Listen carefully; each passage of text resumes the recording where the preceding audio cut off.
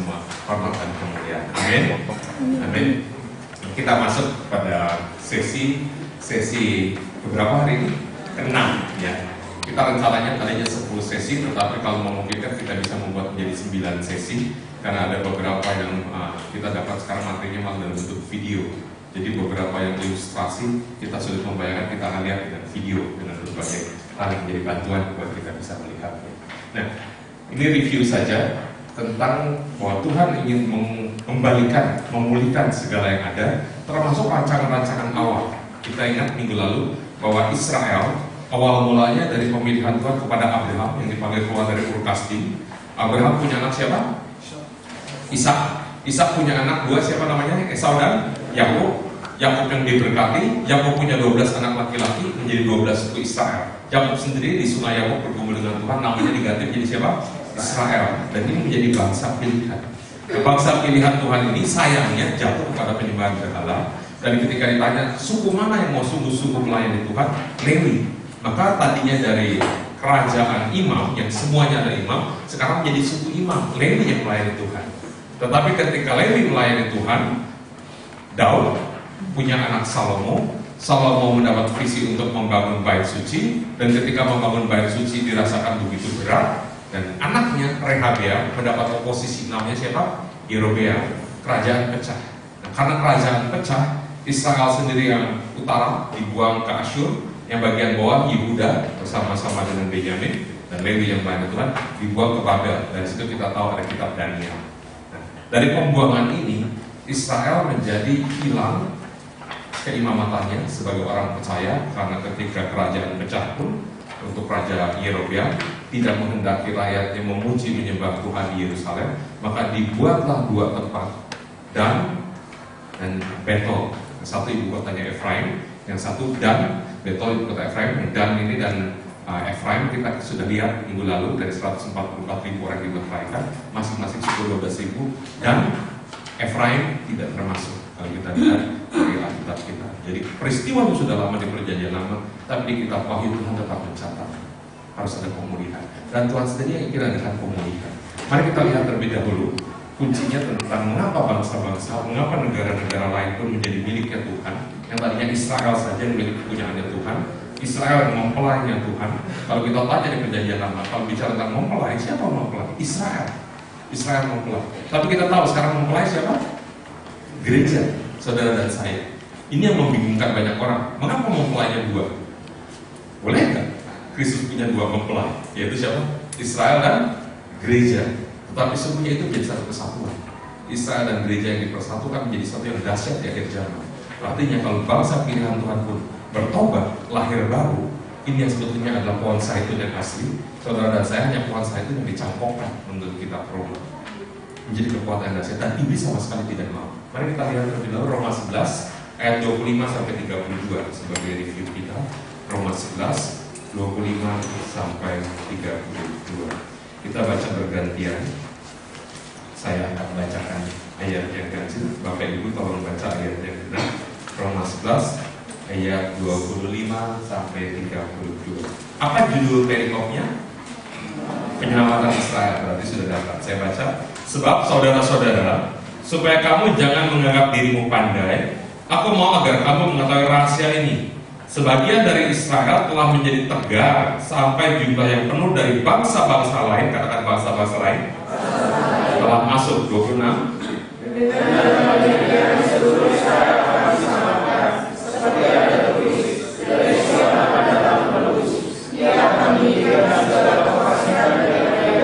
Dan inilah perjanjianku dengan mereka apabila aku menghapuskan dosa mereka.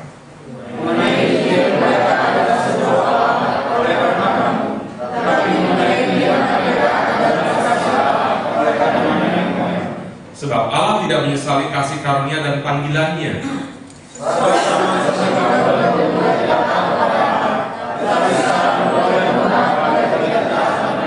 Demikian juga mereka sekarang tidak taat, supaya oleh kemurahan yang telah kamu peroleh, mereka juga akan beroleh kemurahan. Sama-sama 32. Sebab Allah telah menguruh semua orang dalam ketidaktaatan, supaya Ia dapat menunjukkan kemurahannya atas mereka semua. mengurung semua orang dalam ketidaktaatan dengan cara diberikan hukum Taurat. Israel mendapatkan hukum Taurat. Dilarang ini, dilarang itu, jangan mencuri, jangan membunuh, jangan berzina. Harus apa? Harus menguduskan hari Tuhan, harus menghormati orang tua. Dilanggar satu saja, berarti salah secara keseluruhan, maka menjadi orang berdosa. Bangsa-bangsa yang tidak diberikan hukum Taurat, hati nurani menjadi hukum Taurat. Hati nurani itu pun berbicara membunuh dosa.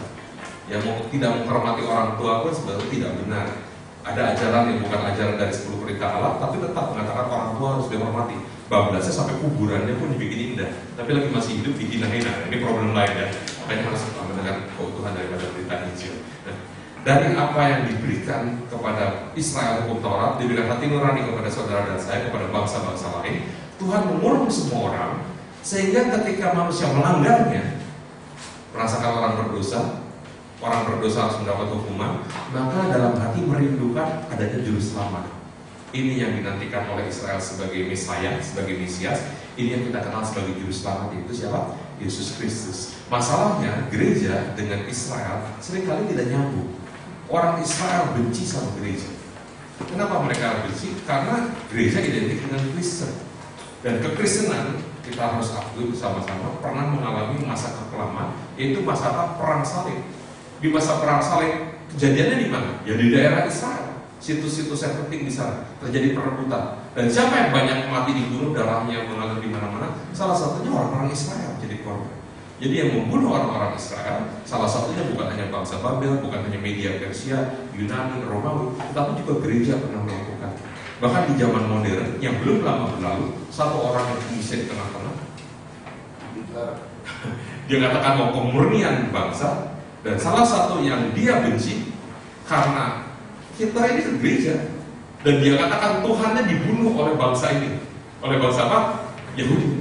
Maka bangsa Yahudi, Israel begitu banyak ditewaskan, 6 juta orang kurang lebih dengan kamp konsentrasi. Dia lupa Tuhan yang digantung pun bangsa apa? Yahudi. Nah kebalikannya sama. Orang Kristen juga seperti suaranya tadi daripada Hitler mengatakan orang Yahudi itu tegar tempur, yang mengejar-ngejar orang Kristen mula-mula juga orang Yahudi. Mereka menyebut Yahweh, tetapi membunuh orang-orang yang mengikut Kristus. Ditangkapi, salah satu yang menangkap adalah Saulus. Tapi Saulus diubahkan Tuhan karena Roh Kudus, dia menjadi pemberita kabar baik, pemberita tentang siapa Yesus Kristus. Amin. Maka Israel pun akan dipulihkan, sehingga bangsa-bangsa dan negara-negara lain juga menjadi satu keutuhan milik Kristus. Itu sebabnya ketika surga terbuka, dikatakan ada 7 meterai yang harus dibuka. Setelah meterai pertama, kedua, ketiga, keempat, sampai ke-6, meterai ke-7 nyambung dengan sangkakala, peniupan sangkakala. Dan dari peniupan sangkakala 1, 2, 3, 4, 5, 6, 7, kemudian ada 7 cawan yang seringkali disebut sebagai cawan murka Allah. Dan ini pembagiannya baru terjadi pemulihan di bumi. Ini 3 hal ini memiliki 3 bagian, 3 tahapan sebetulnya. Setelah itu orang Israel bisa percaya bahwa yang datang di awan-awan memerintah kembali Yesus Kristus. Mereka katakan baru haba Mesir Adonai. Siapa? Yesus yang sudah kita kenal terlebih dahulu, yang lahir di kandang domba, begitu hina, di atas palungan. Mereka tidak bisa terima awalnya, harusnya lahir di istana kerajaan karena Mesias raja yang memerintah. Tapi satu saat setelah ini semua diuraikan, Tuhan akan membuka mencelikan matanya. Karena Israel kekasih Tuhan dasar pilihan, tetapi menjadi seteru karena Injil, karena mereka tidak mau menerima siapa tokoh Injil, Yesus Kristus. Nah tahapan ini 1, 2, 3 tadi dikatakan ada apa? Ada meterai, sangkakala, cawan. Cawan bagi bangsa-bangsa yang tidak mau mengenal Allah maka disebut cawan murka Allah. Kemarin di 2 malam saya sampaikan beberapa firman yang saya dapatkan 2 minggu yang lalu tentang bahwa Tuhan itu bisa murka, Tuhan bisa bikin penghukuman. Di ulangan saja 28 ada berkat, ada kutuk. Ketika kutuk Tuhan akan melakukan apa? Berbagai macam penyakit. Satu keluarga siapa? Yerobeam. Ketika Tuhan bikin penghukuman, aku yang melakukan. Bahkan satu bangsa akan ditindas habis dengan berbagai macam cara. Ketika zamannya Daud ambil satu tempat bayar untuk mengadakan mesbah di tempat itu, sehingga penghukuman tidak turun bagi bangsa tersebut. Bangsa Israel pernah dihukum Tuhan dengan apa? Tidak turun hujan sama sekali, tidak ada embun. Tetapi dipakai satu orang yang bersyafaat namanya siapa? Elia, sehingga hujan turun kembali. Kalau tidak ada hujan, tidak ada panen, kelaparan, kematian. Nah ini bangsa-bangsa, ini dimulai nanti Wahyu 15 dan seterusnya. Seperti disampaikan minggu lalu, Israel tandanya sangkakala. Kita tahu ya, ada 7 hari raya di mana Kristus berdiri di tengah-tengah dari 7 kaki dia. 3 yang pertama sudah terjadi, yaitu apa? Hari raya Paskah, penyembelihan domba, dialah anak domba Allah yang sesungguhnya. Kemudian Yesus sendiri bangkit, hari raya buah sulung, buah bungaran, first fruit. Kemudian pencurahan Roh Kudus, kita tahu 7 kali Sabat, maka 7 kali 7, 49, hari ke-50, hari Pentakosta. Kemudian yang masih yang ditunggu-tunggu, dinanti-nantikan, bunyinya sangkakala, penimpan serunan, the day of the trumpets, yang ada tekstual, ingat, yang diam dulu setelah berbalik, itu pertama sekali kita belajar sama-sama di kelas. Kalau lupa buka lagi handout ya. Kalau susah nanti lihat di YouTube, karena setiap kali di upload sehingga kita bisa ikuti dari YouTube, ada rekaman. Kemudian setelah itu akan terjadi hari raya pendamaian antara Israel dengan Tuhan yang hidup oleh Yahweh. Kemudian setelah itu hari raya Penobdaman. Nah, untuk kita gereja dikatakan seal metrai. Metrai ini siapa yang memetraikan kita? Roh Kudus. Karena kita harus dimetraikan, katakan sama sebelahnya, harus dimetraikan. Kalau tidak dimetraikan masih bisa bertobat. Ayatnya di mana? Masih bisa murtad, bukan bertobat. Ibrani, mari buka Ibrani 6 ayat 4 sampai 6. Nah, ini hanya refresh ya, sebetulnya sudah ada, tapi ini karena penting kita ulang. Ibrani 6 ayat 4 sampai ayat 6. Sudah dapat semua? Kalau sudah katakan amin. Ibrani 6 ayat 4 sampai ayat 6. Saya bacakan saja.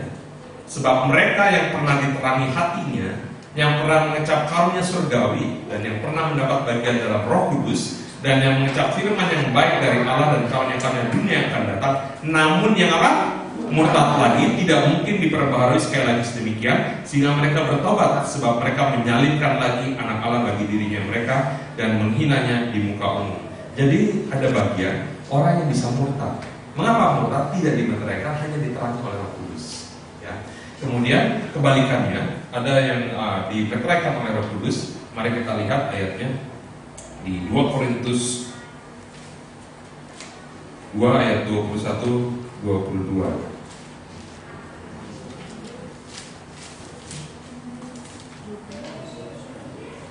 Sebentar, maaf.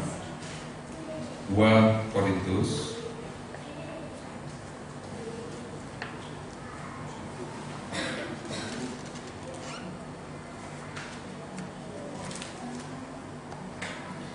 1 ayat 21-22. 2 Korintus 1 21-22. Mari baca sama-sama 2 Korintus 1 21-22. Sebab Dia yang telah menyembuhkan kami bersama-sama dengan kamu di dalam Kristus adalah Allah yang telah mengurapi, memeteraikan tanda miliknya atas kita, dan yang memberikan Roh Kudus di dalam hati kita sebagai jaminan dari semua yang telah disediakan untuk kita. Jaminan itu guarantee itu garansi. Garansi ini sesuatu yang kalau mungkin ketika kita garansikan kendaraan, asuransi contohnya salah satunya, atau kita beli peralatan ada garansinya, mengalami kerusakan, mengalami pergantian, jaminan. Nah, ini jaminan yang lebih lagi, yaitu meterai oleh siapa? Roh Kudus. Roh Kudus. Katakan Roh Kudus. Untuk mengenal Roh Kudus, kita perlu mengenal Tritunggal. Sulit bagi orang yang tidak bisa menerima Tritunggal. Ada 2 aliran yang tidak menerima Tritunggal. Satu yang mengatakan bahwa Roh Kudus adalah hanya tenaga, hanya power, bukan pribadi daripada Tuhan. Aliran ini mengatakan Allah Esa. Mereka lupa ada perkataan Esa, ada perkataan satu. Karena dikatakan Allah Esa punya konsep hanya Allah satu, maka Bapa itu Allah, anaknya bukan, anaknya hanya Tuhan. Anak Allah ini hanya anak Allah. Mereka katakan bukan Allah, hanya Tuhan. Bahkan dasar ajarannya ini adalah malaikat Mikael yang berubah menjadi Mesias, mati di kayu salib, tapi tidak disilam begini. Dan ini tidak bisa menerima Tritunggal karena yang menyebutkannya cuma satu. Begitu juga ada aliran sekarang hari-hari ini menyebut nama Tuhan dengan caranya sendiri. Ujung-ujungnya ketika mulai menyampaikan berita, termasuk di radio disampaikan bahwa ternyata Yesus ini tidak setara. Dia setara, tetapi Yesus sendiri dengan kesadaran penuh menganggap kesetaraan ini tidak sebagai hak yang harus dipertahankan. Alkitab bilang begitu kan? Manusia menilainya berbeda. Nah, Tritunggal sangat penting untuk anak-anak Tuhan. Dan Tritunggal seringkali dijelaskan, diupayakan dengan menurut yang baik. Tetapi kalau penjelasannya tidak kita lihat, ada kalanya kita seringkali mengalami kebingungan. Contoh tentang peran. Kalau di kantor katanya sebagai misalnya manajer, seorang pria ini sampai di rumah disambut dengan istrinya sebagai suami, betul ya? Tetapi karena sudah punya anak, anaknya panggil papa, ayah, bapak, begitu. Jadi inilah Tritunggal, yaitu manajer, suami, anak. Tokohnya sama, tapi berubah-ubah. Alkitab mengajarkan tidak demikian. Bukannya dia adalah Allah yang terus berubah begitu, jadi manusia, begitu. Kemudian di surga kosong. Dan ketika dia tambah besar, begitu usia dewasa, mati disalib, dikuburkan, hari ketiga bangkit, naik ke surga, terus ganti lagi, berubah jadi Roh Kudus. Ini satu. Memang mempertahankan satu, tapi lupa satu tidak sama dengan esa. Amin. Sila Pancasila berkata apa? Ketuhanan yang Maha Esa. Apakah semua agama memanggilnya sama? Tidak sama. Tetapi kita percaya ada Tuhan yang Esa. Nah, ini teori ganti peranan di dalam bahasa Korea disebut yang teror. Nah, di Korea kuat tentang Tritunggal, sehingga ketika mereka mengenal Tuhan sungguh-sungguh, ini juga membuat ketika mereka menghadapi masalah, menghadapi cobaan, menghadapi godaan, mereka kenal siapa Tuhan. Kalau kita kenal siapa Tuhan kita tidak mengakui. Kalau kita ragu siapa Tuhan kita, siapa tahu Tuhan yang lain lebih cocok.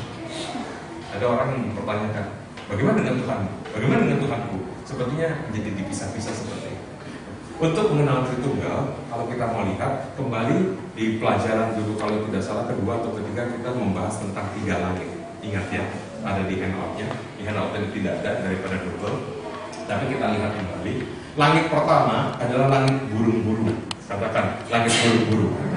Bahasa Inggris bilang sky, tapi Alkitab bahasa Inggris tetap bilangnya heaven. Heaven sekarang kita pikir surga gitu ya. Tapi ada heaven of heavens. Nah, heavens ini bisa jamak. Heavens are the made. Heavens itu buatan tangan daripada Tuhan. Jadi pada mulanya Allah meletakkan dasar bumi dan langit adalah ciptaan tangan, buatan tangan. In the beginning, Lord, you laid the foundation of the earth, and the heavens are the work of your hands. Jadi ini langit yang pertama, langit burung-burung. Langit burung-burung ada di dalam langit bintang-bintang. Katakan langit bintang-bintang. Langit burung-burung ini di mana burung-burung berterbangan. Langit bintang-bintang di mana bintang-bintang bertaburan. Kita tahu sekali bahwa bintang salah satunya adalah matahari. Matahari dikelilingi banyak planet, salah satu planetnya adalah bumi kita. Jadi kita tahu langit bintang-bintang lebih besar daripada langit burung-burung. Yang berikut lagi adalah langit mengatasi segala langit, atau langit malaikat, atau yang disebut sebagai surga. Tetapi ini semua dikenal sebagai heavens. Heaven, heaven, heaven. First heaven, second heaven, third heaven. Paulus berkata, aku tahu seorang diangkat kepada third heaven. Sebetulnya bukan tingkat ketiga dari surga, tapi tingkat ketiga dari langit. Itu yang disebut langit yang kekal. Ini langit yang fana, ini yang semua akan habis menjadi gulungan api. Bapak Ibu, ini bumi kita. Bumi kita kecil sekali dibanding dengan semua yang besar ini. Nah, kita apa lagi? Kita ini bukan lebih kecil dari kutub, kita debu. Tidak heran kalau kita katakan bahwa kita memang debu, kembali kepada debu. Problemnya, makanan ular apa ketika ular itu tuh sumber debu berjalan di atas perutnya, dan makanannya adalah debu. Kita resmilah jadi makanan si jahat. Maka ada orang baik kok mengalami hal yang buruk, orang jahat mengalami hal yang kok bisa juga baik, dilindungi oleh kuasa kegelapan dan lain sebagainya. Nah, dari hal ini pertanyaannya, di mana Tuhan kita? Di mana Allah kita? Selama ini kita tahunya Tuhan di mana? Tuhan Yesus mengajar doa Bapa kami, bagaimana isi doa? Bapa kami ada di surga. Pertanyaan, kalau Bapa kami yang ada di surga, Tuhan di surga, Allah di surga, Allah di surga, lebih besar surga atau lebih besar Allah? Kalau Allah di surga, surga lebih besar surga. Sebetulnya Allah maha besar. Ada satu pernyataan dari seorang yang paling berhikmat namanya Salomo dengan pimpinan roh Tuhan berkata bahwa mana mungkin Allah berdiam di bumi bersama manusia waktu dia bikin bait suci. Sesungguhnya langit, bahkan langit yang mengatasi segala langit tidak bisa memuat. Kalau tidak bisa dimuat, kenapa Yesus mengajarkan Bapa kami yang di surga? Supaya membedakan dengan Bapa yang nongkrong di rumah. Supaya membedakan apa? Dengan Bapamu. Iblis adalah Bapamu. Kita katakan demikian. Dia penguasa dunia ini. Termasuk Bapak kita yang di rumah ini seringkali kita mengalami hambatan untuk berdoa. Ada orang berdoa, Tuhan, Tuhan. Banyak orang berseru Tuhan, Tuhan, kata Yesus. Aku tidak mengenal Engkau. Ada orang berseru dengan macam-macam cara kepada sesembahan. Itu sensornya. Tapi ternyata ketika memanggil Bapak, susah ngomong Bapak. Begitu ngomong Bapak, dia ingat bapaknya tukang judi. Mau bilang Bapak, dia ingat yang suka pukulin ibunya dan pukulin dia. Ketika dia bilang Bapak, dia ingat bapaknya yang suka ngeleweng. Sehingga sudah dirusak. Tapi Tuhan tetap katakan, Bapak di bumi memang tidak ada yang sempurna. Tapi kalau kita minta roti, nggak mungkin dikasih batu. Saudara pernah mengalami kalau orang tua, ayah kandung minta roti dikasih batu? Apalagi Bapakmu di surga, Dia akan memberikan yang baik kepada barang siapa yang memintanya. Bahkan di Lukas kata Dia akan memberikan Roh Kudus. Nah, karena Roh Kudus kita bisa mengenal. Roh Kudus ini untuk kita mengenal beliau-beliau.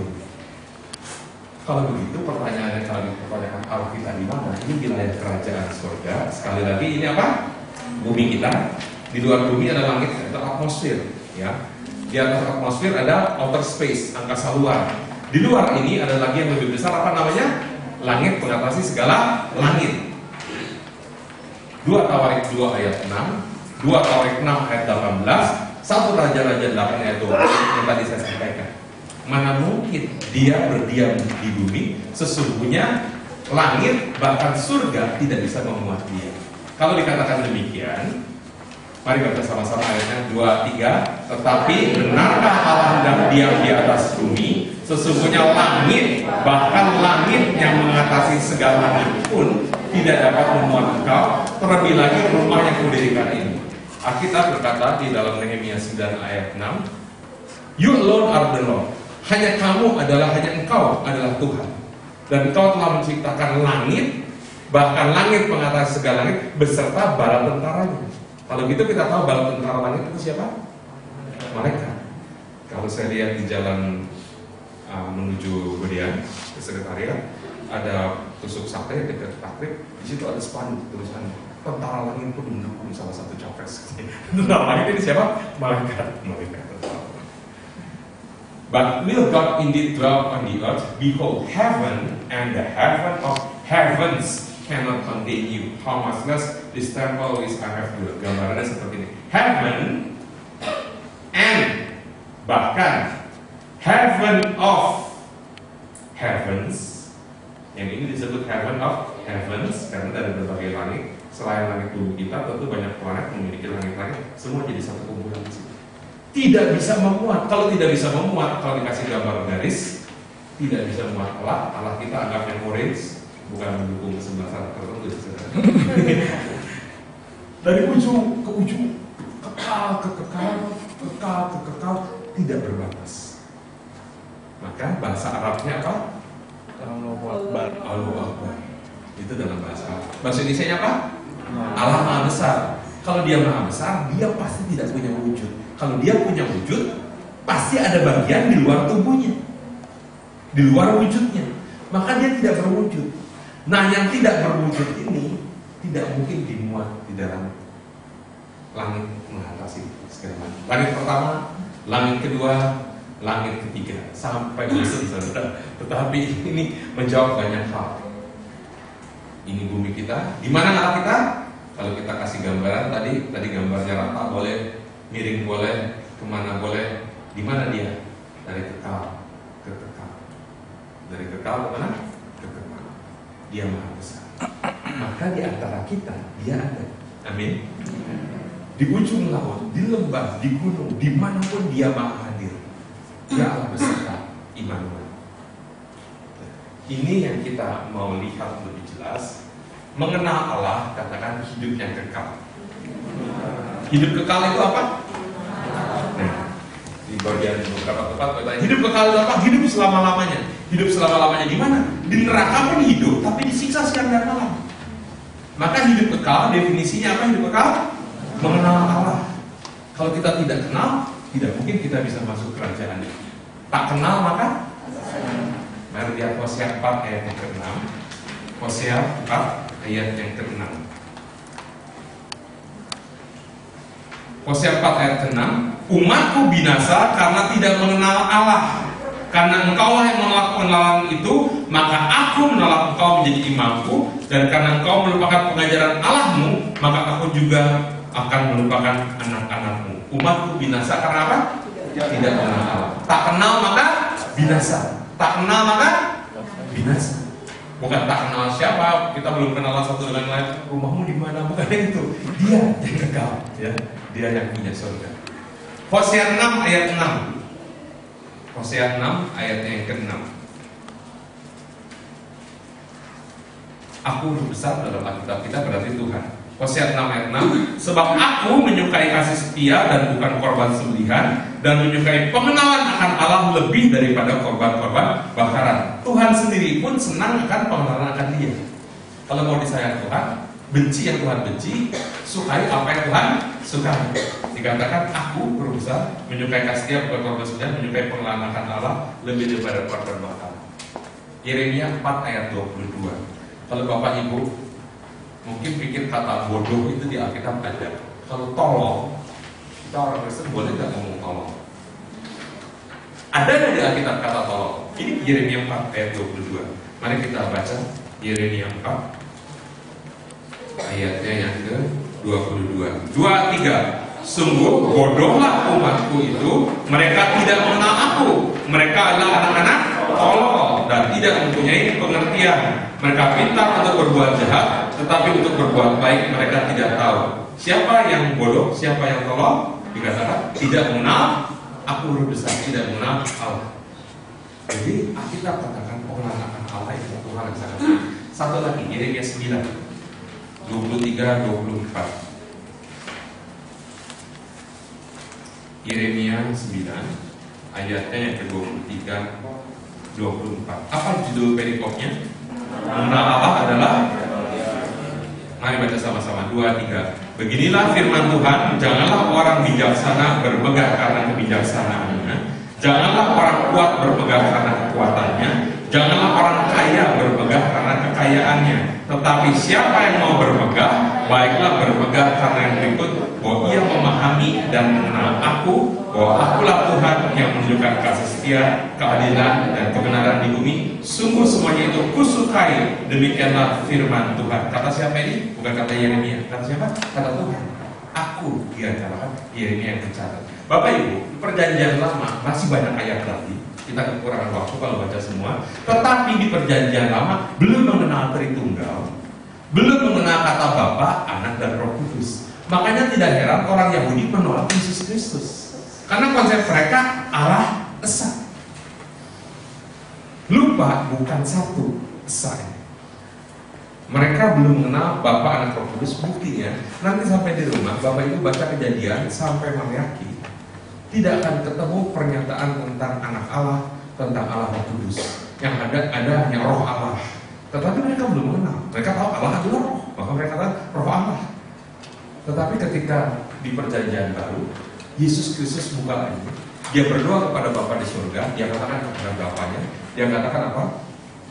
Inilah hidup yang kekal, yaitu mereka mengenal Engkau, satu-satunya Allah yang Esa, dan mengenal Yesus Kristus yang telah Engkau utus. Jadi hidup kekal, kata Tuhan Yesus apa? Mengenal. Paulus katakan setelah dia mengenal Allah, dia ini orang Ibrani, suku apa? Benyamin. Dia tentang Taurat tidak bercacat, murid Gamaliel hebat semua, bahkan dia penganiaya jemaat. Tapi setelah dia mengenal siapa yang dia layani, dia katakan semua itu dianggap apa? Sampah demi pengenalan akan Allah. Petrus katakan yang sama tentang pengenalan Allah. Apa yang dia katakan? Tambahkanlah kepada imanmu apa? Kebajikan. Kepada kebajikan apa? Pengetahuan. Kepada pengetahuan apa? Terus kasih kepada saudara-saudara seiman, kasih kepada semua orang. Jika semuanya itu ada padamu dengan giat dan berhasil, maka kamu akan siapa? Mengenal. Mengenal. Katakan mengenal. Mengenal siapa? Allah. Kasih tahu satu dengan lain. Hidup kekal. Mengenal Allah. Mengenal Allah. Hidup kekal. Banyak orang baca Alkitab hanya kegunaannya buat hidup sehari-hari. bagaimana supaya sehat, nggak salah, supaya sukses. Oh ya, oke. Tuhan juga senang kita lebih daripada pemenang. Tapi seringkali lupa kita tidak kenal. Hanya kita tahu tangannya, berkatnya, kita tidak kenal wajahnya. Siapa yang memberikan berkat bagi saudara dan saya? Di Perjanjian Baru mengungkapkan Tritunggal. Salah satu ayatnya 2 Korintus 13 ayat 13. 2 Korintus 13 ayatnya yang ke-13.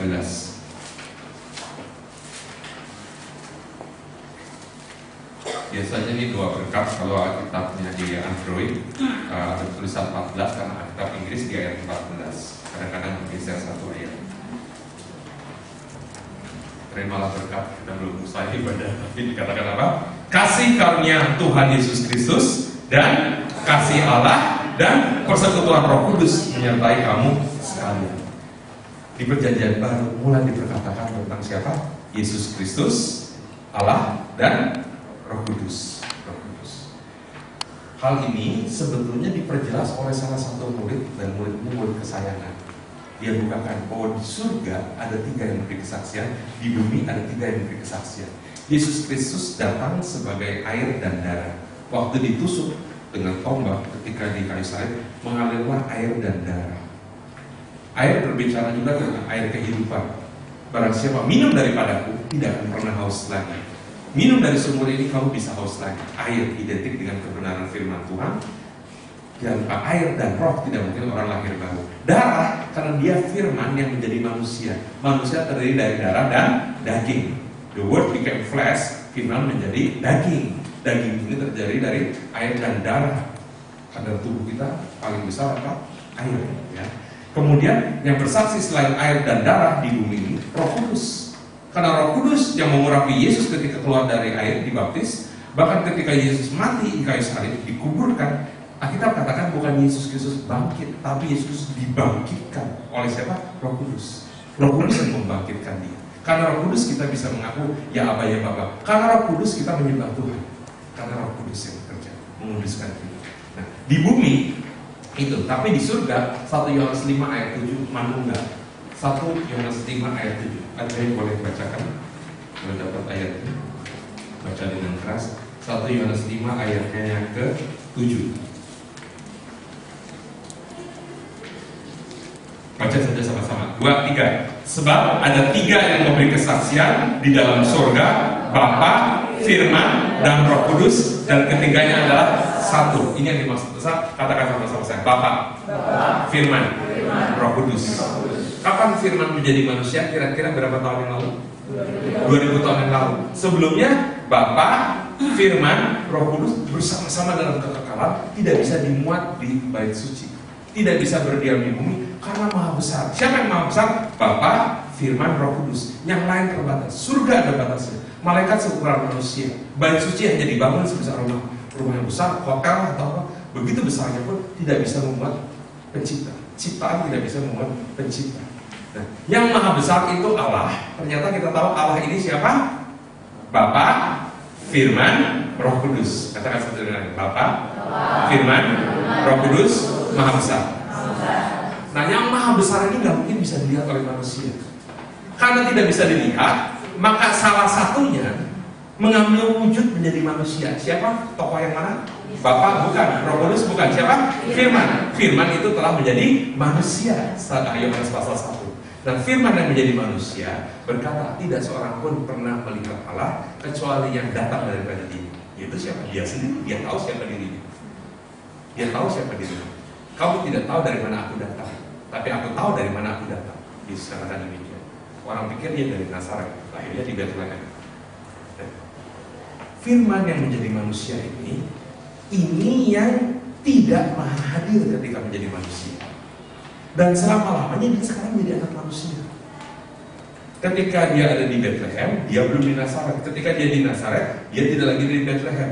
Di Nazaret, pulang pengungsian dari Mesir. Waktu dia di Mesir, di Israel tidak ada dia. Dan sekarang dia ada di mana? Bukan di Yerusalem, tapi di mana? Di surga, duduk di tahta. Ini akan datang kembali, makanya kita belajar kitab Wahyu. Nah, ada yang mengajarkan tentang Tritunggal. Kembali kita fokus dari Tritunggal terlebih dahulu supaya kita mengerti dasarnya. Ada yang berkata seperti telur. Telur katanya ada berapa unsur dari telur? 3. Apa? Faktor yang pertama, kulit, cangkang. itu saat kapur, kalsium, apalagi mungkin pada belajar dulu. Putih telur albumin, protein. Terus apalagi? Kuning telur. Ada lemak, ada yang kalau bakal jadi embrio dan lain sebagainya. Dikatakan itu Tritunggal. Tapi kalau melihat begitu, kenapa Tritunggal ini? Ternyata nanti begitu netas jadi anak ayam, cangkangnya ditinggal. Betul? Tidak lagi jadi bagian. Apakah yang menjadi anak ayam itu putihnya? Putihnya jadi apa? Makanan untuk anak ayam ini dari embrio menjadi bertumbuh. Kembali manusia pikir supaya lebih gampang lagi, oh air. Air itu kalau didinginkan sampai 0 derajat berubah menjadi apa? Es. Tapi kalau air dipanaskan terus-menerus akhirnya menjadi apa? Uap. Maka ada uap, ada air, ada es. Maka dibayangkan Tritunggal itu seperti air, mungkin seperti ada ember, kemudian ada es batunya, kemudian ada uap yang mengandung H2O. Satu saat dia akan mengumpul jadi air lagi. Jadi dianggap, oh yang es ini anak, yang air ini apa? Entah mau dianggap Roh Kudus, tadi anggap apa? Yang satu lagi ini. Tapi sesungguhnya, Alkitab sedang mengajar kepada kita. Pada mulanya adalah firman, firman bersama-sama dengan Allah, firman itu adalah Allah. Jadi pada mulanya adalah Allah. Belum ada surga, belum ada malaikat, belum ada manusia. Pada mulanya adalah siapa? Allah. Dari kekekalan, tidak ada hari jadinya, tidak ada awalnya dan tidak ada akhirnya. Nah Allah ini esa, pribadinya siapa? Bapa, Firman, Roh Kudus, Maha Besar. 2000 tahun yang lalu Firman menjadi manusia.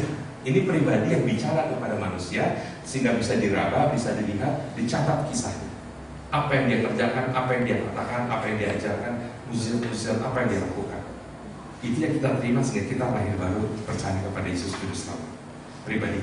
Tapi yang membuat kita jadi mengerti siapa kemudian yang diutus, lebih baik aku pergi kepada Bapa, sehingga siapa yang datang? Roh Kudus, Parakletos datang, dan dia datang perbedaannya perjanjian lama sama perjanjian baru ini. Ini yang pada mulanya Firman dan Roh Kudus bersama-sama dengan Allah Bapa. Firman 2000 tahun lalu dari manusia terlebih dahulu. Roh Kudus urutannya berikut. Ini seperti sesama biskota dilarang saling mendahului. Makanya dikatakan barang siapa percaya kepadaku, kata Tuhan Yesus, akan mengalir aliran-aliran air kehidupan. Yang dimaksudkannya adalah Roh Kudus. Roh Kudus belum datang karena Yesus belum dimuliakan. Setelah Yesus dimuliakan, baru Roh Kudus dicurahkan. Apa artinya Yesus dimuliakan? Yesus ini firman awalnya datang menjadi manusia, merendahkan diri di hadapan Bapa.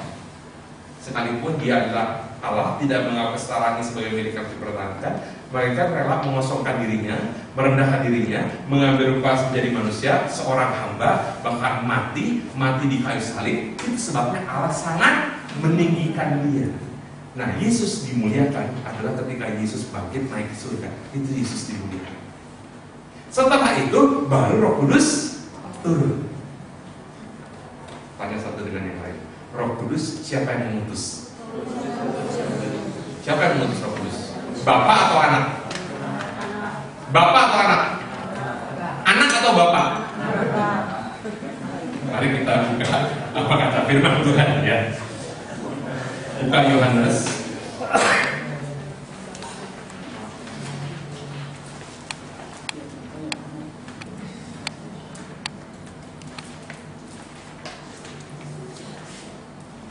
Yohanes 15.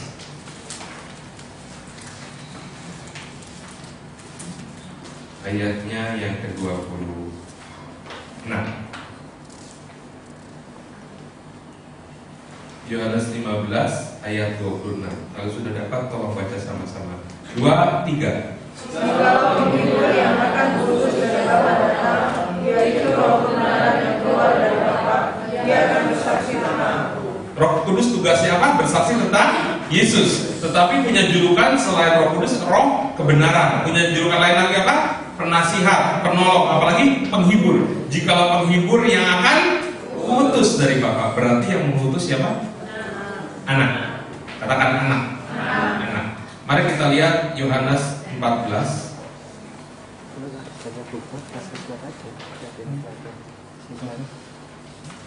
Ayatnya yang ke-26. Yohanes 14 ayat 26. 23. Tetapi penghibur, yaitu Roh Kudus yang akan diutus oleh Bapa dalam namaku, Dialah yang akan mengajarkan segala sesuatu kepadamu dan akan mengingatkan kamu akan semua yang telah kukatakan kepadamu. Pertanyaan, Roh Kudus diutus oleh siapa? Bapa. Ayat ini berkata Bapa. Kalau Yohanes 15 ayat 26 berkata siapa? Anak. Kalau gitu siapa yang mengutus? Anak minta, Bapak setuju. Katakan anak minta, Bapak setuju. Iya, kalau Bapak nggak setuju kan ya. Syukur sepakat. Jika dua orang sepakat minta apapun, ini diajarkan dengan teladan daripada beliau-beliau. Yesus akan berkata, aku tidak pernah berkata-kata dari diriku sendiri. Apa yang aku katakan itu aku dengar dari Bapa. Kalau Bapak bilang kambing, Yesus bilang babi, kan jadi beda. Kita yang bingung. Ya. Jadi Yohanes 14 ayat 16 jawabannya. Yohanes 14 ayat 16. 2, 3. Aku akan minta kepada Bapa dan Ia akan memberikan kepadamu seorang penolong yang lain, supaya Ia menyertai kamu selama-lamanya. Katakan anak minta. Kalau Bapak nggak kasih percuma. Bapak kasih. Bapak utus, kalau anak nggak minta, Bapak nggak utus. Jadi ini kesepakatan. Nah, Roh Kudus ini, Bapak Ibu, dalam perjanjian lama hanya dari luar. Mazmur 51, pertobatannya Daud ketika dia bersih dengan Bathsheba, dia punya ketakutan. Dia berkata, jangan ambil rohmu yang kudus daripadaku. Karena Roh Kudus hanya dari luar. Saulus pernah ditinggalkan Roh Kudus. Roh Allah telah undur daripada Saul, dan kemudian Saul diganggu oleh apa? Roh jahat daripada Tuhan, daripada Allah. Perjanjian lama, Roh Kudus hanya dari luar, kasih nasihat. Ayo Absalom, jangan bunuh Amnon. Ayo Absalom, jangan berontak kepada ayahmu. Dia lawan, akhirnya dia tewas. Karena nyawa ganti nyawa. Dia bunuh saudaranya Amnon, dia tewas. Dia berontak kepada ayahnya. Jaminan dari hormat orang tua, panjang umurmu, berbahagia hidup. Saudara harus gak taat dengan orang tua? Harus tidak? Alkitab bilang taat hanya kepada yang di dalam Tuhan. Tapi hormat kepada semua orang tua sekalipun belum dalam Tuhan. Firman-Nya dengan jelas, Efesus 6 ayat 1-3 dikatakan, taatilah ayah ibumu di dalam Tuhan, tapi hormatilah ayah ibumu. Jadi kalau dia mengajarkan untuk mencuri, kita tidak taat, kita tidak salah. Sekalipun dia mengajarkan untuk mencuri, tetap kita hormati dia sebagai orang tua kita. Jangan karena orang tua melakukan kesalahan, kita tidak lagi hormat, kita melecehkan, kita omongin, kita hina. Tapi tetap hormati. Tapi kalau orang tua mengajarkan yang benar dalam Tuhan, taati. Jadi selama ini orang berpikir, oh gimana dong kalau orang tuanya belum dalam Tuhan? Apakah harus tetap taat? Saudara, ini Roh Kudus buka supaya kita tidak bingung ketika kita coba dibuka dulu Efesus 6 ayat 1-3. Efesus 6 ayat 1-3. Dapat? Hai anak-anak, taatilah orang tuamu di dalam Tuhan, karena haruslah demikian. Jadi harus taat kepada orang tua di dalam Tuhan. Kalau orang tua suruh anaknya menjual diri, suruh anaknya membunuh orang, itu di luar Tuhan. Tuhan tidak pernah mengajarkan demikian. Tetapi ayat berikut, baca, hormatilah ayahmu dan ibumu. Ada kata di dalam Tuhan? Tidak. Ini adalah suatu perintah yang penting, seperti yang nyata dari janji ini, supaya kamu berbahagia dan panjang umurmu di bumi. Kalau hina orang tua, kalau nggak pendek umur, percuma bahagia kalau tidak bisa menikmati. Atau panjang umur tapi menderita, tersiksa juga. Atau dua-duanya, sudah tersiksa, pendek umur, tapi janji Tuhan yang tak Roh Kudus sedang kerjakan, taat kepada yang dalam Tuhan, hormat kepada semua orang tua baik dalam Tuhan maupun di luar Tuhan. Kita kembali ke sini. Roh Kudus ajar banyak hal seperti itu contohnya. Tapi di perjanjian baru sekarang, Roh Kudus diam di dalam kita. Katakan manunggal. Manunggal ini bedanya. Yesus ketika akan naik ke surga, dia katakan, tinggallah di Yerusalem, nantikan janji Bapa. Yesus juga katakan di ayat yang lain bahwa akan pergi kepada Bapa dan Roh Kudus akan datang dan diam dalam kamu. Alkitab Indonesia, Alkitab Inggris bilang katakan dwell in you and be in you forever. Apa artinya forever? Selamanya, selamanya. Mari kita lihat ayatnya. Yang tadi sudah jelas ya, Mazmur 51 pernah baca ya. Kita nggak usah baca lagi ya. Tentang Saul kita pernah baca ya. 1 Samuel 14 ayat 16. Kemudian tadi Mazmur 51. Sekarang kita lihat apa yang Yesus katakan di dalam Yohanes 14 ayat yang ke-17. Yohanes 14 ayat 17, kalau sudah dapat boleh baca sama-sama. 2, 3. Yaitu roh kebenaran, dunia tidak dapat menerima dia, sebab dunia tidak melihat dia dan tidak mengenal dia. Tetapi kamu mengenal dia, sebab ia menyertai kamu dan akan diam di dalam kamu. Akan, karena Yesus masih ada di situ. Setelah Yesus naik ke surga, murid-murid menunggu di loteng Yerusalem, dan Roh Kudus dengan tanda seperti lidah api masuk ke dalam diri mereka. Nah, kita penting Roh Kudus bukan hanya dari luar, tapi masuk ke dalam diri kita. Alkitab bahasa, mau pakai bahasa apa Bapak Ibu? Bahasa Jawa di Android saya. Ada Jawa 94, ada Jawa 2006, ada Jawa Suriname. Jangan ketawain kalau logat saya masih logat Ibrani ya. Jagat orang bisa nampani rohe Allah, sebab orang bisa deleng rohe Allah. Maulah orang manuk marang panjenengane, nanging kowe manu marang panjenengane, mergi panjenengane tansah manunggal karo kowe lan di dalem ana ing jeromu. Tapi intinya sama lah, maksudnya sekarang di perjanjian baru Roh Kudus di mana? Di dalam. Perjanjian lama being clothed, seperti dikerudungin, seperti dikelilingi. Tapi sekarang dalam perjanjian baru Immanuel, dia di dalam kita. Ibaratnya begini. Tadi kan kita bisa bayangkan bahwa Bapa Maha Besar ya, kekal. Tapi Yesus Kristus 2000 tahun lalu mengambil rupa seorang manusia, dalam keadaan manusia dia naik ke surga. Amin. Dia akan datang kembali. Nah, Roh Kudus, kalau saya kasih ibarat, Bapak Ibu, kalau saya kasih perumpamaan nggak masalah ya. Saya nggak akan perumpamaan yang ekstrim jadi anjing itu enggak. Perempuan Syarofenisia dibilang anjing pun makan dari rumah kamu. Dia tidak masalah disebut anjing. Yesus sendiri anak domba, mbak gitu kan. Kalau Bapak Ibu saya ibaratkan SpongeBob, nggak usah marah ya. SpongeBob tahu? Temannya siapa? Patrick Pak, ini pengmandan. Nah, sponge itu kalau di dalam Alkitab dibilangnya hisop. Pernah baca hisop? Kalau lihat hisop itu bukan sop, suruh di dalam atau hisom. Hisom beda lagi, itu teripang mentimun laut. Nah, ini sponge ini kalau kita masukkan ke dalam ember, kita masukkan ke bak mandi, kita masukkan ke kolam renang, kita masukkan sungai, kita masukkan laut, tapi dibungkus dengan plastik dengan rapat, sponsnya basah tidak? Tidak, tapi di luarnya ada air. Begitulah SpongeBob di dalam perjanjian lama. Jadi kalau dibilang jangan ambil Roh Kudusmu daripadaku, jangan ambil Roh yang kudus, dia tadinya di dalam air, dia keluarkan menjadi kering, tapi di dalam plastik. Di perjanjian baru, ketika tirai terbuka, bait suci ada tirainya antara Roh Kudus Roh Maha Kudus, maka terbukalah bungkus. Bisa pegang? Nggak ada ludahnya. Kalau saya pegang mic atau jatuh mic. Ya.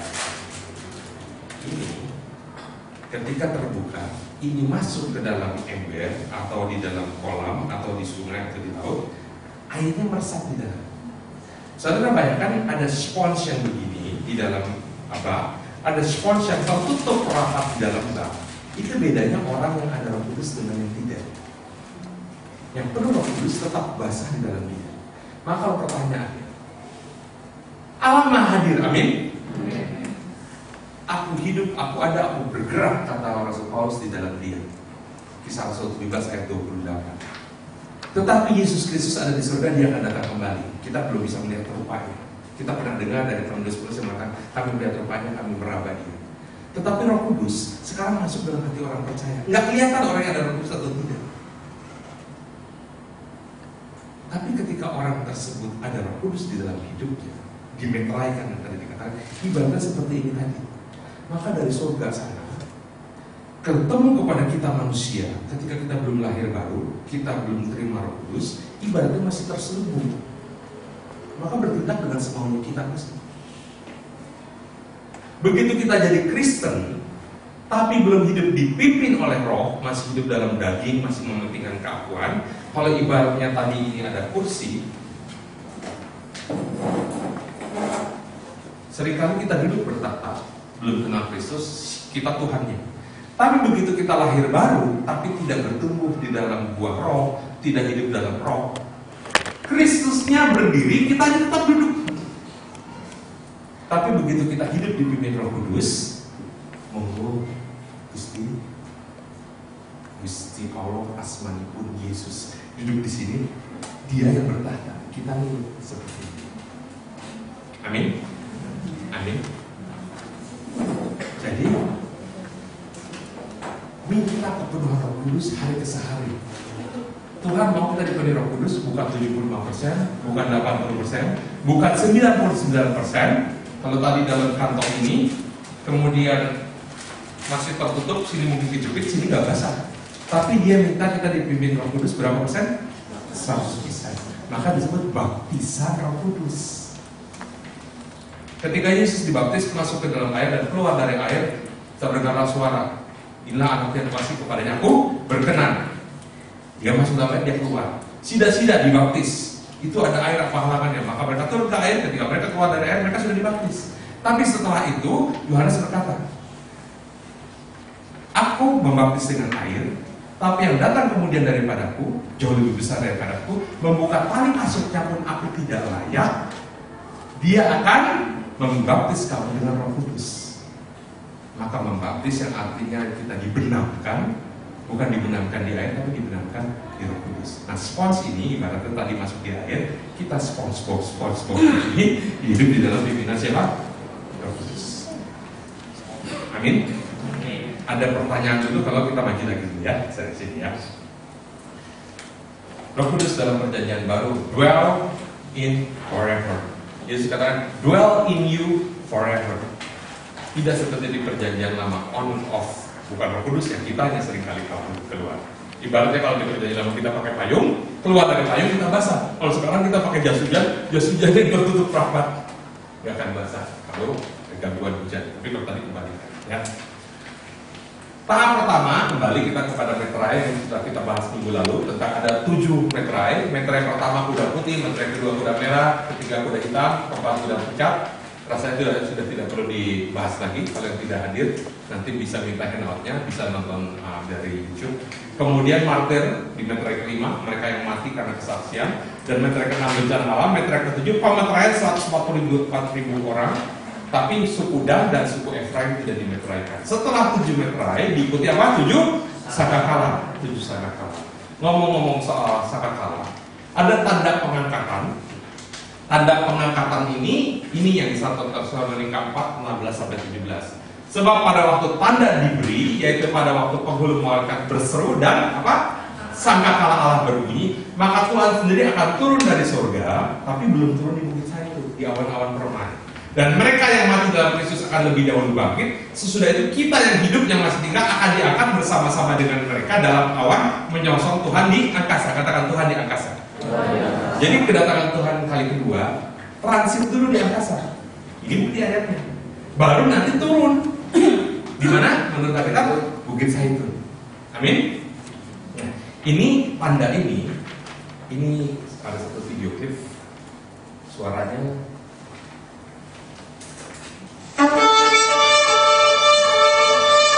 Sangkakala ini bunyi, saudara siap-siap sisi rapi-rapinya.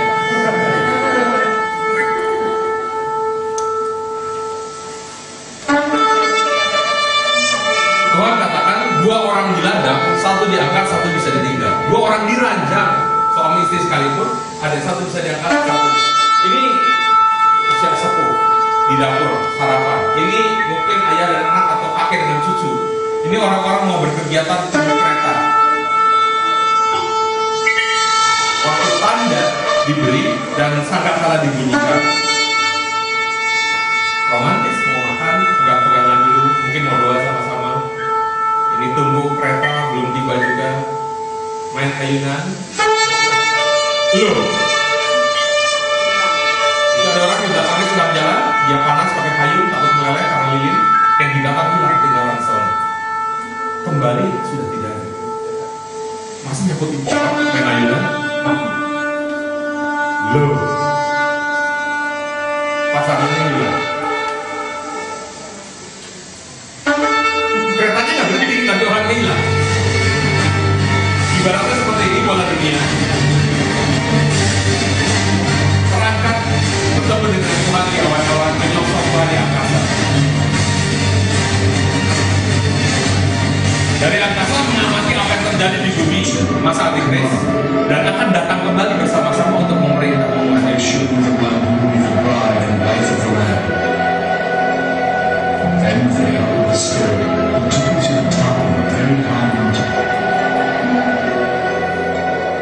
There he showed me the holy city of Jerusalem coming down from God in heaven.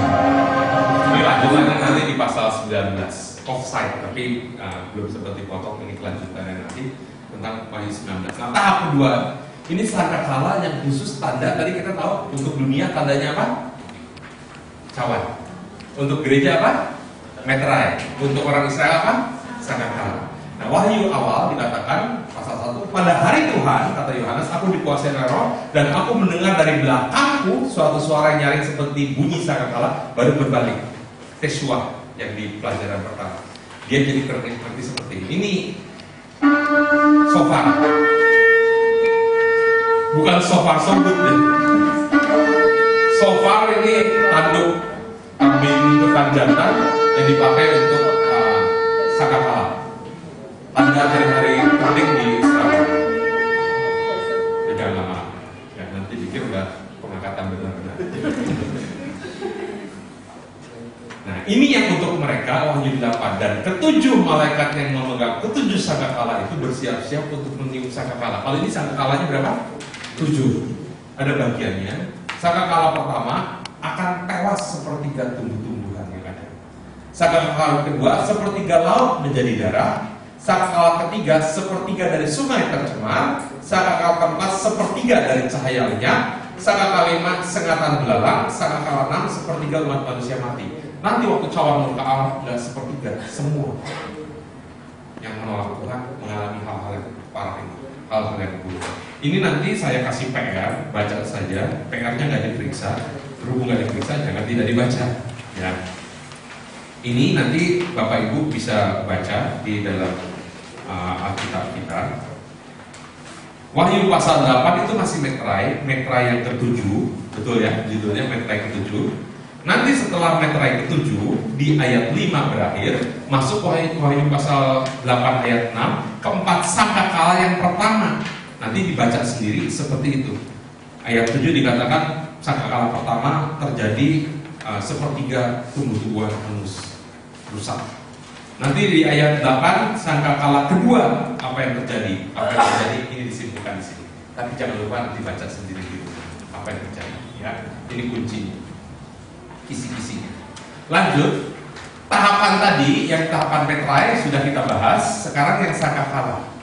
Ketika sangkakala ke-6 dibunyikan, dikatakan ada 4 malaikat terikat di Sungai Efrat. Sungai Efrat di mana Bapak Ibu? Kalau kita baca Kejadian, ada batas daripada Taman Eden, bukan Taman Firdaus, Taman Eden. Itu ada 4 sungai. Sungainya apa? Pison, Gihon, Efrat, Tigris. Efrat di mana? Irak. Ini dikatakan dan berkata kepada malaikat yang ke-6 yang memegang sangkakala itu, lepaskanlah ke-4 malaikat yang terikat dekat sungai besar Efrat itu. Sekarang masih terikat, belum dilepas karena belum ada perintah ini. Meterai belum selesai, sangkakala pun belum. Nah ini letak ini di Irak, ini Baghdad, ini yang disebut dulu sebagai Babel. Iran, ini Persia. Nah ini sungai Efrat, ini sungai Tigris. Nah antara dua sungai ini terletak apa? Taman Eden. Nah Taman Eden itu ada batasnya lagi, yaitu sungai Pison sama Gihon. PR juga nanti saudara cari Pison di mana, Gihon di mana. Ya. Efrat Tigrisnya sudah dikasih bocoran. Ya.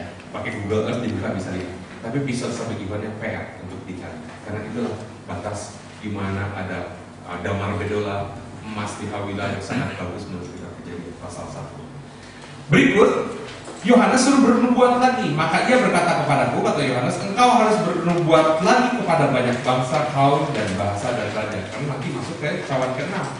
Dia harus bernubuat, karena kita tahu meterai ada 7, begitu ke-6, ke-7 masuk ke Sakakala. Sakakala selesai, 6 masuk ke-7, kemudian apa? Cawan, bergandengan. Meterai ke-7 adalah Sakakala pertama, Sakakala ke-7 adalah cawan pertama. Maka harus dibuatkan kepada bangsa-bangsa. Ayo bertobat cepat-cepat. Nah, ini akan ada 2 seksi. Katakan 7 tahun. Dibagi di tengah. Jadi berapa? 3,5. 3,5 tahun pertama, Tuhan akan pakai 144.000 orang Israel dari berbagai suku kecuali Dan dan Efraim, dikasih meterai, dan mereka akan bersaksi.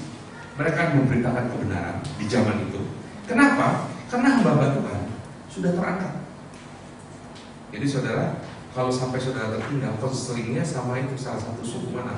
Mau sama Yehuda, mau sama Benyamin, mau sama. Coba bisa nggak bahasa Ibrani? Mungkin mereka bisa bahasa Inggris, pakai bahasa Inggris. Mereka bisa bahasa Arab, ngomong pakai bahasa Arab. Kalau mereka sedang Shalom alaikum aja lah, Shalom alaikum. Nanti dia jawabnya apa? Alaikum Shalom.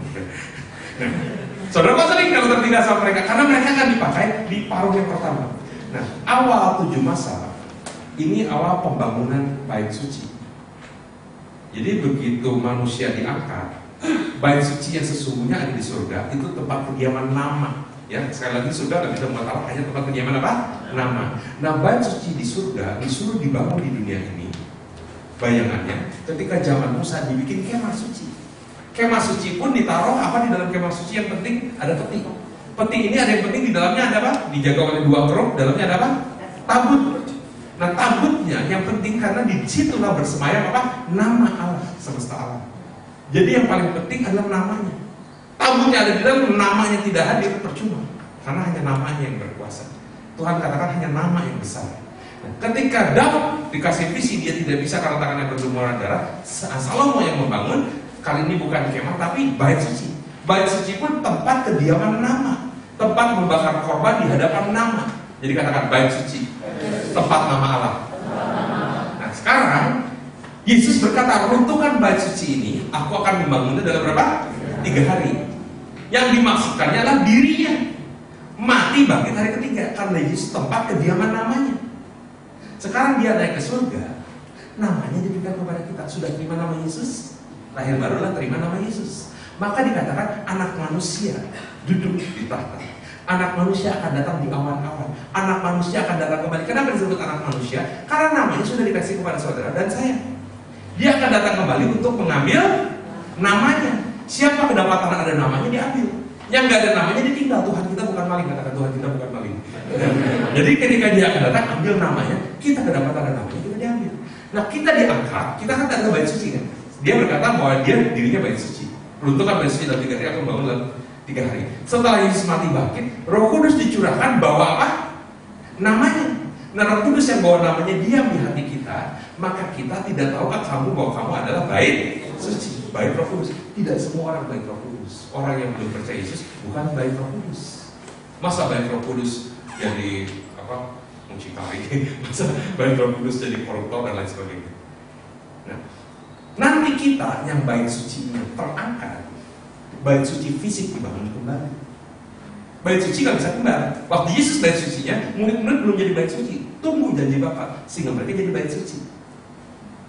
Ketika mereka bait suci ini, kita semua di bait suci tidak ada lagi, maka harus ada lagi bait suci secara fisik.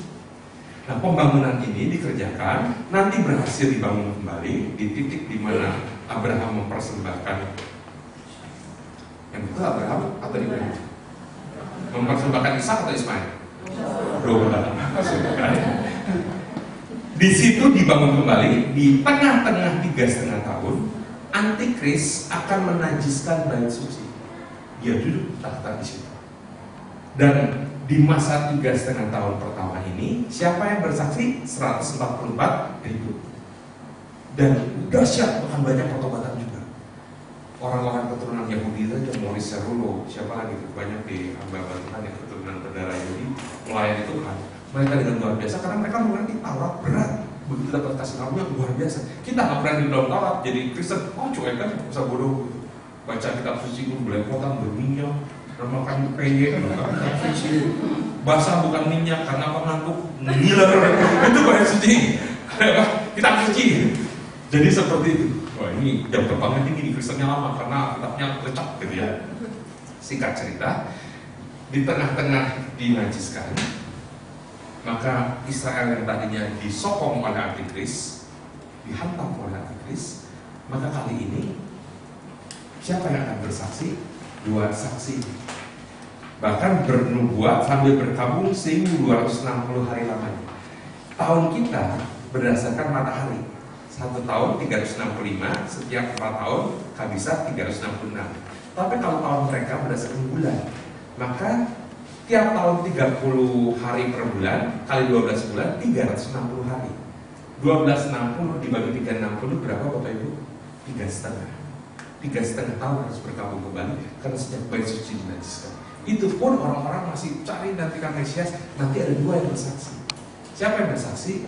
Yang tidak ada mayatnya di bumi ini. 2 saksi Allah. Yang satu adalah Musa, yang satu adalah Elia, yang pernah berdiri di hadapan Tuhan semesta alam. Siapa yang pernah berdiri di hadapan Tuhan semesta alam ketika Yesus dimuliakan? Musa dan Elia. Musa mewakili hukum Taurat, Elia mewakili nabi-nabi. Dan dikatakan yang punya kuasa menutup langit untuk tidak turun hujan itu kuasa siapa? Elia. Yang mengubah air menjadi darah, kuasanya siapa? Musa. Jadi yang 2 saksi Allah ini bukan Henok, karena Henok tidak punya kuasa seperti ini. Ya, karena alasannya kan yang terangkat Elia sama Henok, tapi Musa tidak ketemu kuburnya. Dengan kata lain, Musa pun tidak ada jasadnya karena tugasnya belum selesai. Di bumi dilanjutkan Yosua, di bumi dilanjutkan Elisa, tapi Elia dan Musa ada tugas aja. Dan ini pun nanti di akhir 1260 dibunuh. Mayatnya ditaruh di jalan di kota suci dan semua mata akan melihat pembiatannya. Melihat dari mana? Internet. Kasih dia. Dan ketika Musa Elia ini mati yang terus bertobat, ingat tidak mau bertobat, mereka pesta. Ada bilang saling tukar kado. Tukar kado gara-gara apa? 2 orang terus beritakan kebenaran, nggak nyaman orang dengannya. Begitu mati lah, nggak tertuduh lagi. Tukar kado. Kata siapa? Kata kita. Ya. Kok saudara tampaknya tampak nggak percaya? Mari kita lihat Wahyu pasal 11, 2 saksi Allah. 2 saksi Allah. Wahyu 11 ayat 3. Kita baca bergantian, saya baca yang ganjil, Bapak Ibu baca yang genap. Wahyu 11 ayat 3. Dan aku, Huruf besar Tuhan, akan memberi tugas kepada 2 saksiku supaya mereka bernubuat sambil berkabung 1260 hari lamanya. Ayat 4, Wahyu 11. Mereka adalah kedua manusia itu dan kedua nabi dia yang berdiri di hadapan Tuhan semesta. Dan jikalau ada orang yang hendak menyakiti mereka, keluarlah api dari mulut mereka menghanguskan semua musuh mereka. Dan jikalau ada orang yang hendak menyakiti mereka, maka orang itu harus mati secara itu. Mereka mempunyai kuasa untuk langit supaya jangan turun hujan selama mereka berbuat. Dan mereka mempunyai kuasa atas segala air untuk mengubahnya menjadi darah. Dan untuk memukul bumi dengan segala jenis malapetaka setiap kali mereka mengundang. Segala jenis malapetaka apa saja, lalat, pikat, fatah, segala macam itu pernah dilakukan dulu. Dan dikatakan menutup air tidak turun selama mereka berbuat. Mereka berbuat berapa hari? 1260 hari. Kalau dibagi dengan tahunnya Israel berapa tahun? 3,5 tahun. Seperti siapa itu kuasanya? Ayat 7. Dan apabila mereka telah menyelesaikan kesaksian mereka, maka binatang yang muncul dari jurang maut akan memerangi mereka dan mengalahkan serta membunuh mereka. 8. Dan mereka akan terletak di atas jalan raya yang besar yang secara rohani disebut Sodom dan Mesir, di mana juga Tuhan mereka disalibkan. Yesus disalib di mana? Yerusalem. Dan orang-orang dari segala bangsa dan suku dan bahasa dan kaum melihat mayat mereka 3,5 hari lamanya dan orang-orang itu tidak memperbolehkan mayat mereka dikuburkan. 10. Dan mereka yang diam di atas bumi bergembira dan bersukacita atas mereka itu dan berpesta dan saling mengirim hadiah. Cross kado, ya. Karena kedua nabi itu telah merupakan siksaan bagi semua orang yang diam di atas bumi. Saudara, kalau orang cerita tentang Tuhan sama saudara mengasihi Tuhan, saudara senang kan dengerin? Senang. Tapi kalau orang cerita tentang Tuhan sama kita lagi tidak mau bertobat, kita lagi sedang bikin dosa, nyaman gak dengerin? Gak nyaman. Makanya tukar kado. ketika dua orang ini mati. Di sini siapa yang mau ikut pesta dan tukar kado? Angkat tangan. Oh, nggak mau ya? Jangan sampai terjadi seperti itu. Ya. Sedikit lagi, sangkakala ke-7 ini penebusan Israel. Ini yang dinanti-nantikan buat biji matanya Tuhan untuk bertobat. Dan keselamatan bagi bangsa-bangsa, Israel pun mengalami keselamatan. Dan ini yang harus terjadi. Hari raya penyimpan sangkakala, the day of the trumpet. Kemudian Rosh Hashanah, tahun barunya bangsa Yahudi, Jewish New Year. Kemudian hari raya pendamaian, the day of atonement. Ini yang fondasi awal mengapa kita hari pertama belajar itu. Ini yang harus terjadi. Sakaria 3 ayat 9 sudah menubuatkan ini semua akan menghapuskan kesalahan negeri dalam satu hari saja. Sekejap Tuhan bikin pemutihan.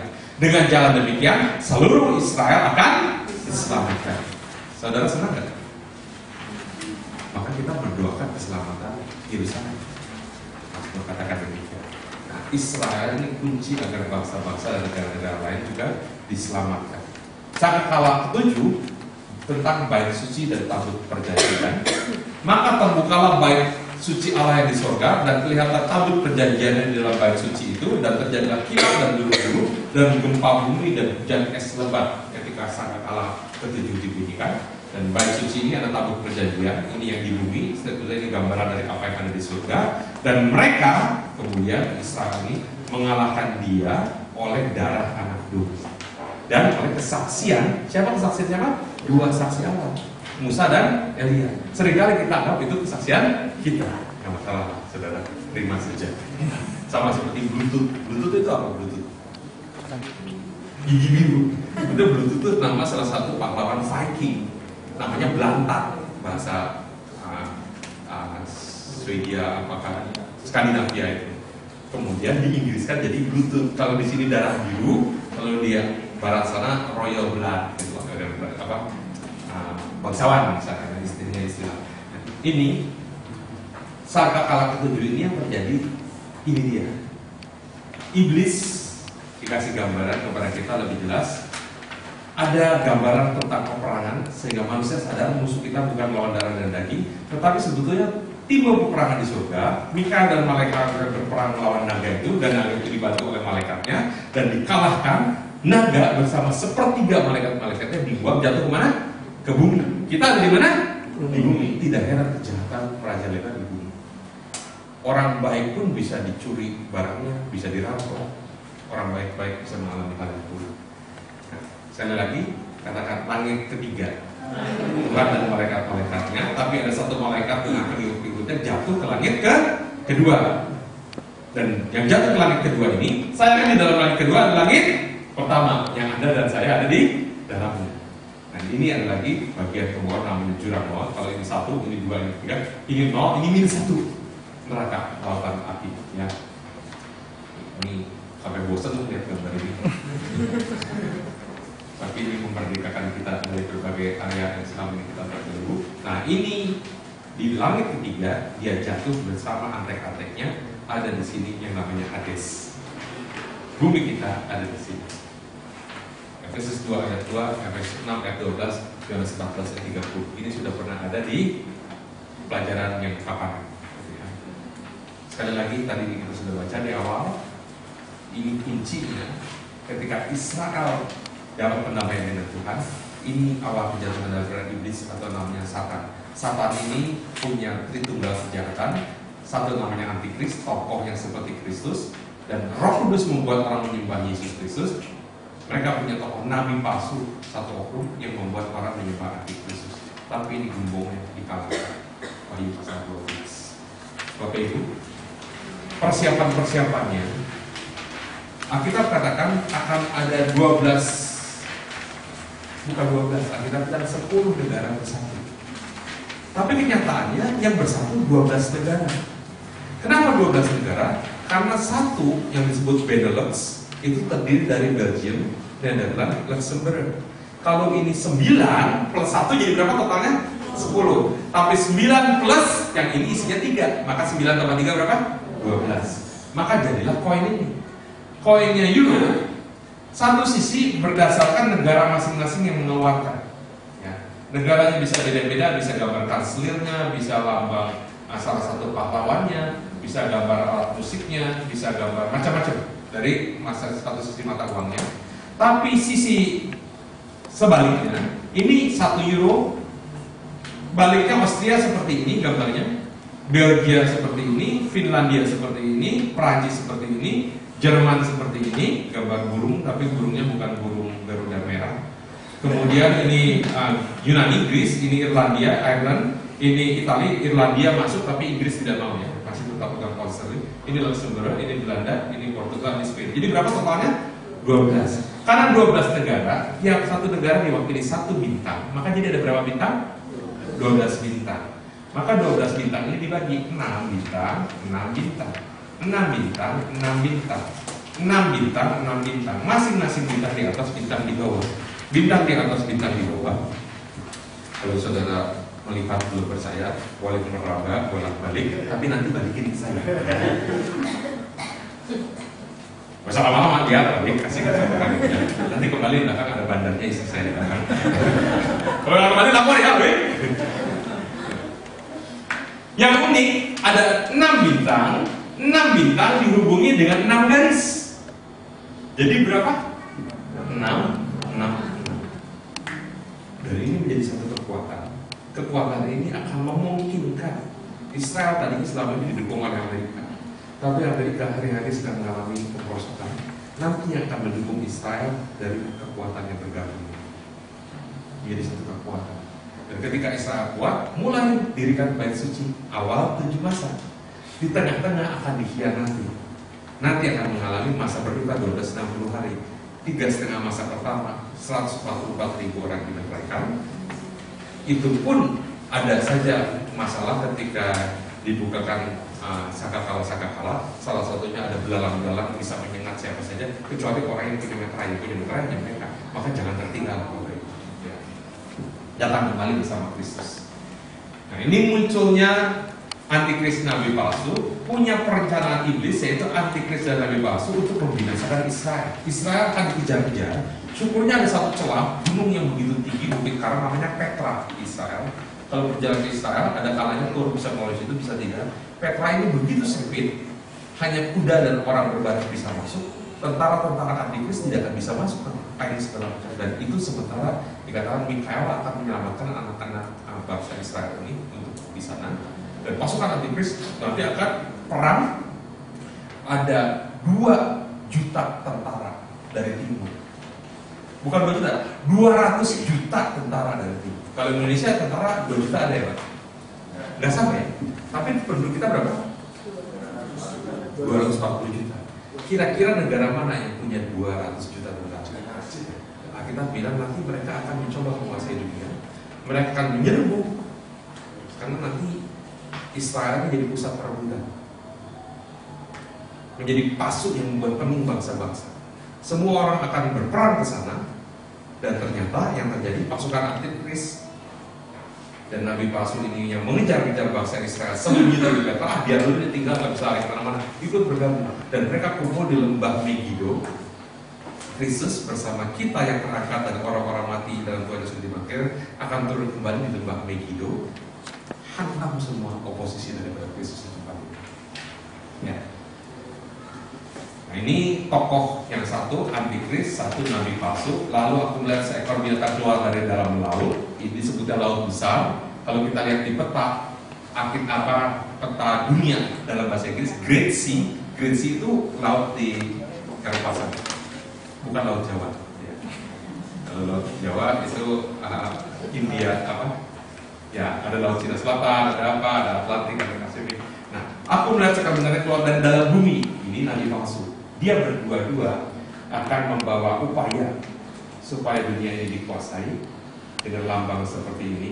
Nanti ada pembahasannya di Alkitab. Ini adalah dan mereka mengalahkan dia, puji Tuhannya, dia ini antikris oleh darah anak domba dan oleh perkataan kesaksian mereka. Siapa yang menang? Bukan antikris, bukan nabi palsu, tapi siapa? Kristus Yesus. Dan aku melihat sesungguhnya ada suatu awan putih, dari atas awan itu duduk seorang seperti anak manusia dengan sebuah mahkota emas di atas kepalanya dan sebilah sabit tajam di tangannya. Maka keluarlah seorang malaikat lain dari bait suci dan ia berseru dengan suara nyaring kepada dia yang duduk di atas awan itu, ayunkanlah sabitmu itu dan tuailah, karena sudah tiba saatnya untuk menuai, sebab tuaian di bumi sudah masak. Dengan berbagai penderitaan dan penderitaan, orang menjadi bertobat. Akan ada tuaian besar-besaran. Pertobatan terjadi ketika Israel diselamatkan, bangsa-bangsa lain itu banyak yang bertobat. Tuaian besar terjadi. Maka ini transisi ke pertemuan berikutnya. Pertanyaan Bapak Ibu, minggu depan ada pagi hari pemilu. Sore hari di sini banyak yang jadi saksi atau menantikan quick count. Dengan kata lain, kita mau tetap ada kelas atau libur minggu depan? Siapa yang berkata tetap kelas, angkat tangan. Yang tetap kelas. Siapa yang berkata libur? Satu. Kalau gitu nanti susulan. Oh, privat boleh kasih videonya, siap ya. Berarti minggu depan kita tetap ada kelas? Ada kelas di sini ya. Minggu depan kita akan buka beberapa video klip tentang yang hari-hari lalu mungkin kita ada kelas. Kembali kepada bukan MC tapi worship leader.